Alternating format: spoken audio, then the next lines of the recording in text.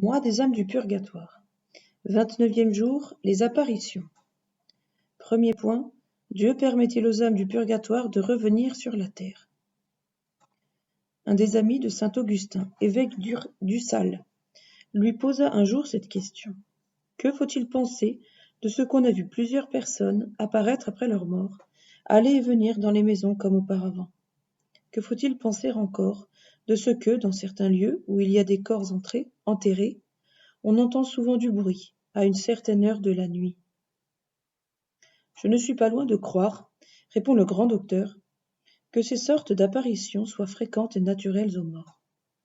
Car, si cela dépend d'eux, il n'y a pas de nuit où je ne dus voir apparaître ma pieuse mère, elle qui, pendant sa vie, ne s'est jamais séparée de moi, et qui m'a suivi par terre et par mer, jusque dans les contrées les plus lointaines. Mais je suis convaincu que la toute-puissance divine peut leur permettre et leur permet quelquefois d'apparaître, pour des raisons pleines de sagesse et que nous devons respecter. Per divinam potentiam vivorum rebus intersunt. Pourquoi Dieu, en effet, ne permettrait-il pas aux âmes suppliantes, qui nous sont chères et qui souffrent encore, de nous parler elles-mêmes, de nous dire leur douleur, d'implorer notre pitié? En fait, la Sainte Écriture, la vie des saints, l'histoire nous montre des apparitions bien constatées, à toutes les époques, dans tous les pays, devant toutes sortes de témoins. Sans doute, âme chrétienne, il faut vous tenir en garde contre la crédulité trop facile de ces personnes qui pensent à chaque instant voir paraître et revenir les morts, et qui prennent pour une réalité les vains fantômes d'une imagination exaltée par sa douleur ou par ses souvenirs.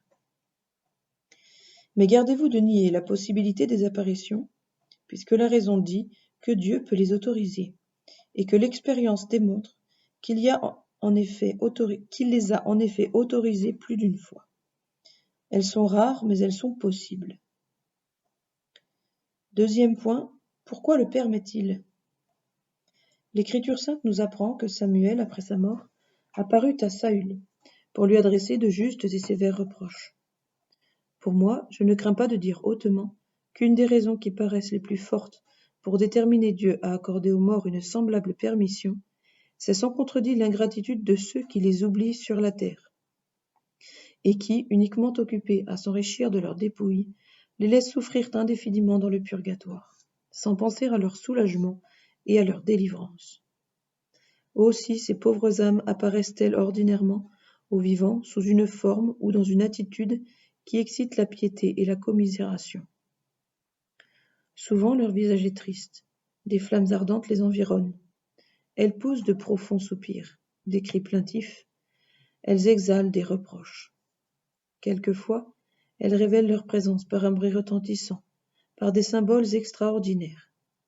C'est toujours un signe matériel qui nous étonne et éveille en nous leurs souvenirs, en nous excitant à prier avec plus de ferveur pour leur délivrance.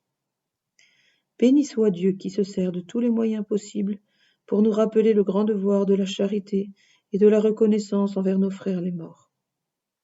Béni soient les bonnes âmes du purgatoire, qui franchissent les murs de leur prison, reviennent sur la terre, pour nous dire, à nous qui les oublions tant, « Ayez donc pitié de nous, miserere mini mei ».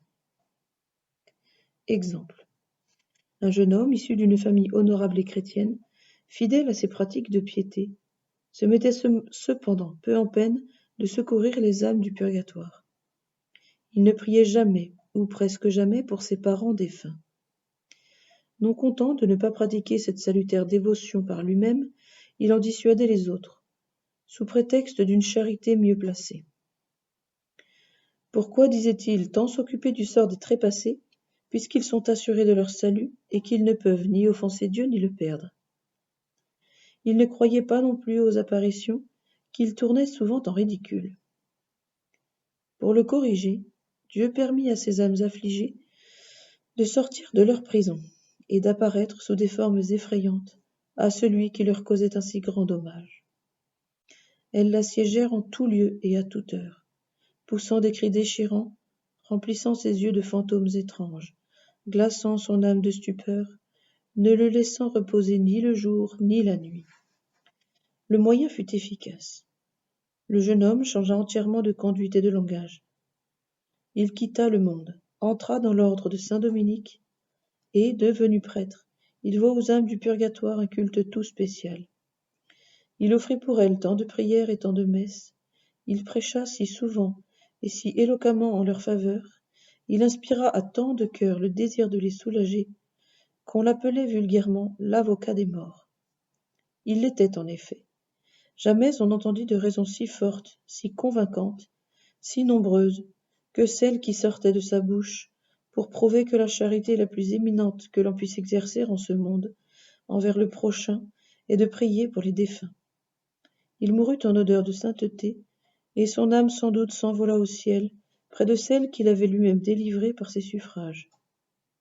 Imitons un si bel exemple de charité. Prière.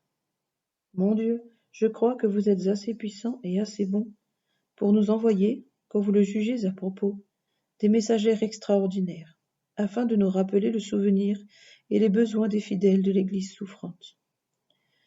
Vous nous prouvez ainsi combien vous désirez que nous venions à leur aide. Ô Jésus, soyez leur propice.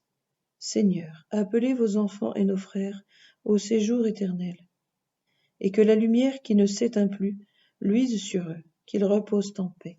Requiescat in pace.